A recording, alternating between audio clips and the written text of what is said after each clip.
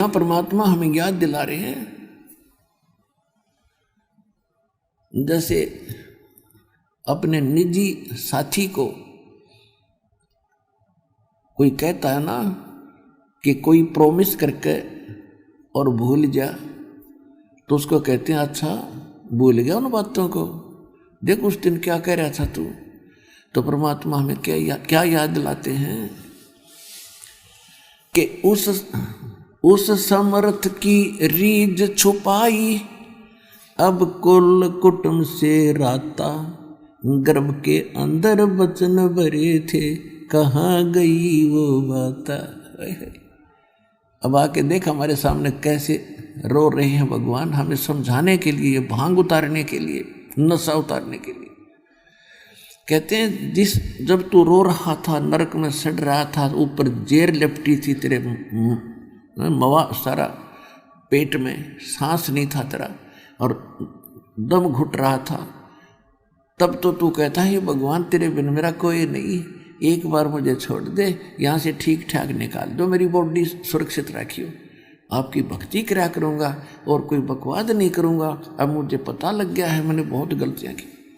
फिर याद दिलाते हैं उसने रहम किया तेरे पे, तेरा सुरक्षित शरीर बाहर निकाल दिया और आज तो फिर बकवादों में लग गया, भगवान भूल गया और इस परिवार कुटुंब को अपना मान बैठा। कहते उस समर्थ की रीझ माने प्रसन्न होकर तेरे पर जो रहम किया, उस समर्थ की रीझ छुपाई, अब तो कुल कुटुंब रहता इसमें लीन हो गया और गर्भ के अंदर बचन भरे थे, अब कहाँ गई वो बात। अपने आत्मा उस मालिक ने क्या जरूरत थी आपसे ये बातें आकर कहने की, इसे गंदे लोक में आए और इसे पवित्र स्थान को छोड़ के। तो वो अपना बाप है और आप क्या समझ मना रही है हमारा पिता कौन है। हम पिता मान बैठे इस काल ने, जो हमारा दुश्मन है, यो ब्रह्म 21 ब्रह्मांड का स्वामी, ऋषि की कसाई की पूजा करते रहे, कसाई हमें पाल रहा जैसे बकरे पालते हैं। ये भगवान ने आके बताया अपनी प्यारी आत्मा धर्मदास जी को, धर्मदास तुम जिसको भगवान मान रहे हो यो तो कसाई है, ये 1 लाख मानव शरीरधारी प्राणियों को रोज खाता है और उसके लिए तुम्हें यहाँ सुविधा दे रखी है।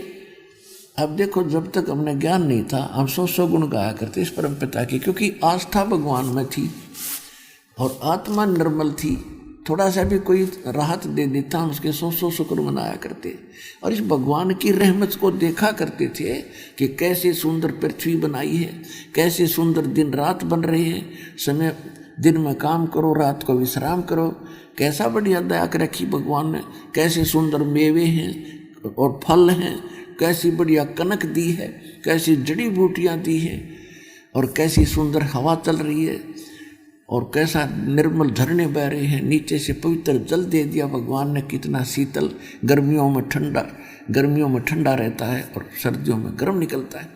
तो हम ये सोचा करते भगवान के कमाल का है ये। अब पता चला कि ये सुविधा इस काल ने हमें किस लिए दे रखी है, बड़ा रहमत वाला लगता था और फिर याद भूल जाते थे कि किसी का बेटा मर गया, किसी की बेटी मर गई, परिवार नष्ट हो गया। तो वहाँ जब अकल काम करे नहीं थी कि यूं कहर क्यों टूट रहा, फिर कई फलट आ गए हैं, कभी सूखा भूखा मर रहे हैं, कभी सूखे से मर रहे हैं। अब मालिक के इस तत्व ज्ञान की रोशनी से हमें दूर तक दिखने लग गया, दूर तक दिखाई देता है।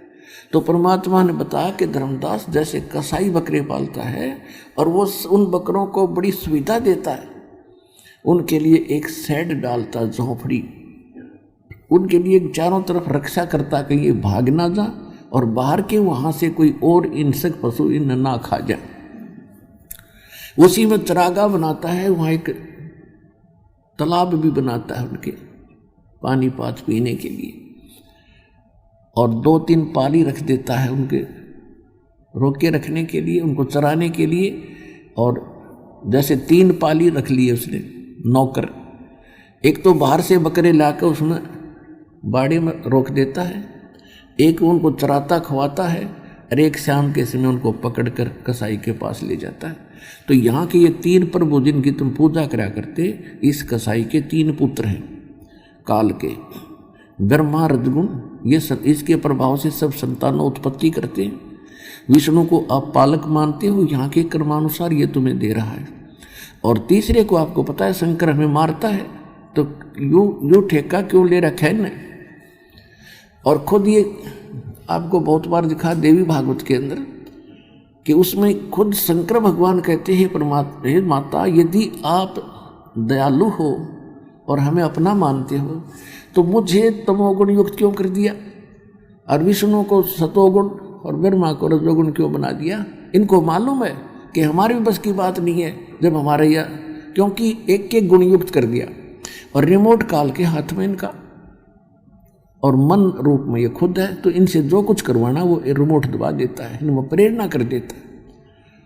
तो इस प्रकार ये सब क्यों कर रहे हैं हम, इनको मालूम है क्या कैर टूट रहा है, पर बुद्धि काम करती नहीं, क्योंकि इसके आगे कोई विकल्प और अल्टरनेट नहीं था। तो परमात्मा ने बताया कि जब कसाई या उसके नौकर उसमें आते हैं ना, जो उनको संभालता है बकरों को, तो बकरे उसको प्यार देने के लिए, क्योंकि प्रत्येक आत्मा तो वही है जो कभी मनुष्य भी थी, देवता भी थे, ये आज बकरे बने हुए हैं, बकरी बनी है, तो उनके अंदर वो नम्रता, वो कर्तव्यता उनके अंदर भी है। जब वो कसाई आता है या उसका नौकर आता जो डेली संभालता है हमको, उसको प्यार देने के लिए एक अच्छा नेक व्यक्ति मान के कि हमारी बहुत केयर टेक करता है, उसके पास जाते हैं, उसके सीने से लग जाते, ऊपर न पैर करके न सीने से लगाना चाहते, या उसके हाथों को चाटते हैं, और वो यूं देखता है और वो प्यार कर रहे हैं उसके साथ। वो ये देख रहा है इसमें मांस कितना हो गया, कौन से टिकट काटनी है आज रात शाम को, और वो सोचते ही अपना बड़ा नेक आदमी हमें बड़ी देखभाल कर रहा है। तो परमात्मा कह रहे थे धर्मदास, ये काल का लोक है, और यहाँ क्या हाल है प्राणी का, एक रोटी के लिए सारा जीवन भटका मर जाता है और पूरा नहीं पटता इसका, और उसके साथ साथ फिर 36 टेंशन और ला रखी इसने।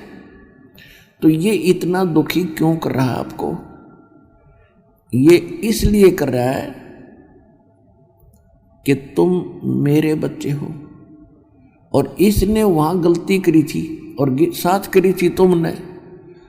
अब आप मुझे बुरे नहीं लगते, जैसे सेब विक्रेता एक सेब बेचनिया सेब रखा टोकरी में, और उसमें 1 2 4 सेब अगर खराब हो जाती है तो उसका कितना दिल दुख है, कितनी कीमती है। लेकिन उन सेबों को, उन ठीक से खराब सेबों को स्वस्थ सेबों में नहीं रख सकता, उसकी मजबूरी है कि वो भी खराब हो जाएंगी। तो तुम खराब सेब होगी थी और तुमको वहाँ से निकालना मेरी मजबूरी थी ना, तुम ओरा न भी बिगाड़ो, इसलिए तुम्हें फेंकना पड़ा कुर्डियों पे, या कुर्डी है यहाँ सड़ रहे हो। और अब भी मुझे, अब वो तो एक उदाहरण है, लेकिन आत्मा और सेब में इतना अंतर है कि तुम्हारे अंदर मलिनता आ गई थी, अब यहाँ भट्ट में तुम जल रहे हो। अब तुम्हें ज्ञान देकर और सच्चाई बताकर मैं फिर आपको वापस ले जाना चाहता हूँ, और ऐसा मंत्र दूंगा तुम फिर से उसी स्थिति में आ जाओगे, ऐसे भक्ति युक्त हो जाओगे। परमात्मा बता रहे हैं कि जैसे उन बकरों को वो कितने अच्छा लगता कसाई और उसके नौकर, उन प्राप्त सुविधाओं को देखकर, और वो उस समय भूल जाते हैं जब शाम को वो किसी का बेटा मरो चाहे किसी की बेटी, एक लाठी लेकर डंडा और जो मोटे मोटे छांट लेता है, उसमें किसी का बेटा मरो चाहे पूरा का पूरा परिवार आ जाओ, नो प्रॉब्लम। तो यह स्थिति आपकी है, परमात्मा ने बताई धर्मदास जी का। धर्मदास जी ने गदगद हो गया, चरणों में गिर गया, भगवान हे परमात्मा 100 की 100 सत्य है, फिर इसका क्या अल्टरनेट है। परमात्मा ने बताया, विकल्प भी बताऊंगा, जब बीमारी बताई है तो दवाई भी है मेरे पास। सतनाम सार नाम प्रथम मंत्र, ये सारा कोर्स करो, सब छुटकारा हो जाएगा। अब फिर क्या बताते हैं भगवान कि दाई आई घुट्टी प्याई, माता गोद खिलाया, और तू ही तो छोड़ दिया, तू चला अदम किस राह। कहते हैं 12 वर्ष खेलते बीता, पहले पढ़ाई नहीं थी, शिक्षा नहीं थी, और फिर लीना ब्याह करा, छोटी उम्र में विवाह कर देते थे। 12 वर्ष 12 वर्ष खेलते बीते, फिर लीना ब्याह करवा, फिर तरुणी नारी, युवा स्त्री और बिना गरबारी और चाल्या मूल गवा। मूल पूंजी जो श्वासों की मनुष्य जीवन की तू लेकर आया था, तो उमंग हुई, ब्याह करवाऊं, ब्याह हो गया, विवाह के बाद संतान हुई, संतान की परवरिश, परवरिश के बाद उनका विवाह, फिर उनके संतान हो, इसकी आशा में तूने सारा जीवन खो दिया, और जो मनुष्य जीवन से करना था वो काम आपने किया नहीं। फिर क्या बताते हैं, जो दिन आज सो कल नहीं रे, और आगे फिरो धर्मराय। जब हम मनुष्य जीवन प्राप्त करते हैं तो हमारे को वहाँ भी राय दी जाती है, और धर्मराज कि वहाँ भी ये सलाह दी जाती है कि बेटा जा, तेरा संस्कार हो गया मनुष्य जीवन का, और इसमें भक्ति करना, बकवाद ना करना। ये मनुष्य जीवन बड़ी मुश्किल से मिलता है। अब यहाँ कहते हैं जब तू धर्मराज के दरबार में जाता है तो वहाँ तुझे सबसे पहले तेरी पिछली बैकग्राउंड दिखाई जाती है, एक फिल्म चलाई जाती है, और उसको देख देख कर वहाँ जाकर के सबसे पहले ये कहता है कि भगवान मेरे से गलती होगी धर्मराज को, और मुझे क्षमा कर दो दाता, एक बार फिर मनुष्य जीवन दे दो, मैं फिर भक्ति करूँगा। अब को तो मुझे ज्ञान नहीं हुआ, मुझे पता नहीं चला। तो धर्मराज फिर वहाँ उसको बैकग्राउंड दिखाता है कि ये मत कह कि तुझे पता नहीं चला। परमात्मा ने ऐसी व्यवस्था कर रखी है, चाहे कोई नकली है चाहे कोई असली है, ये कहने वाले बहुत व्यक्ति मिल जाते हैं कि भगवान का नाम लिया करो भाई। अब जैसे आप जी यहाँ ज्ञान सुनकर जाते हो तो आप स्वाभाविक किसी ना किसी मित्र प्यारे को, भाई बहन को, माता पिता को, बच्चों को, या कोई रिश्तेदार रिलेटिव को अवश्य कहते हो कि भाई भक्ति करनी चाहिए, चलो भक्ति, वहाँ सतलोक आश्रम वाला। तो वो जो जवाब देते हैं वो आपको पता है। कोई तो कहता फिर देखेंगे, अभी टाइम नहीं है। तो वहाँ परमात्मा आपकी बैकग्राउंड चलाएगा उनकी, जो वहाँ जाकर कहते हैं मुझे पता नहीं चला, तो वो फिल्म चलाएगा, वो क्लिप के देख ये भक्त क्या कह रहा है आपको, और आप क्या उत्तर दे रहे हो। ये मत कह तुझे पता नहीं चला, फिर नो कह जी गलती होगी, आगे भक्ति करूँगा, एक मनुष्य जीवन दे दो। फिर उसकी दूसरी क्लिप चलाता है कि तेरे को हजारों लाखों मनुष्य जीवन दिए, तेने प्रत्येक बार यही बहाना बनाया, चल गधे की योनि में। तो यहाँ परमात्मा कहते हैं कि जो दिन आज सो कल नहीं रे। आगे फिर धर्मराय, जैसे हम बालक थे, कोई परवाह नहीं थी, और उसके बाद युवा हुए, धरती तोली, और फिर वृद्ध हो गए, उठ के बैठा भी ना जाता, बैठ के उठा भी ना जाता। तो कितना परिवर्तन तो यहाँ हो गया। कोई रोग से पीड़ित, कोई किसी कारण से, कोई मानसिक टेंशन से, तो कहाँ गए वो सुख जिनको तू सुख मान रहा था। और फिर कहते इसकी मृत्यु के बाद देखना क्या होगा, फिर वो धर्मराज तुझे फिर वहां खड़ा पाओगा और तू वहां फिर बहाने मिलाएगा।